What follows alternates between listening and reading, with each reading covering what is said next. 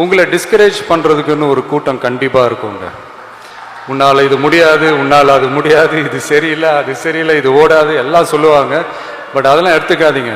உங்களுக்குள்ள ஒருத்தன் இருப்பான், உங்களுக்குள்ள ஒருத்தி இருப்பா, அவன் என்ன சொல்கிறான், அவன் என்ன சொல்கிறான், அதை மட்டுமே கேளுங்க.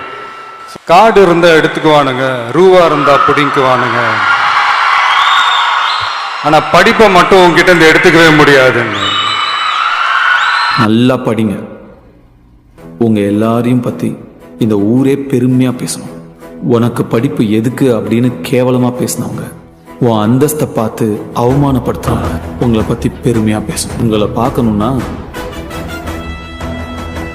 அப்படி தலை நிமிர்ந்து தான் பார்க்கணும். அதுக்காக நம்ம தவம் பண்ணணும்னா பண்ணுவோம்.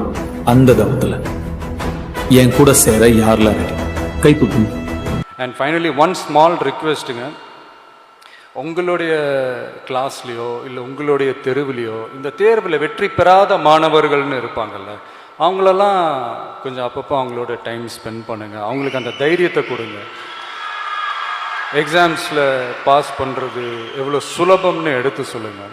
தோல்வி அடைஞ்ச அவங்க நீங்கள் கொடுக்குற தைரியத்தில் அவங்க வெற்றி அடைஞ்சாங்கன்னா அது நீங்கள் எனக்கு கொடுக்குற ஒரு பரிசாக நான் அதை எடுத்துக்கிறேன். பணம் எப்படி வேணா சம்பாதிக்கலாம், ஆனால் படிப்பு தான் மரியாதையை சம்பாதிச்சு தரும்.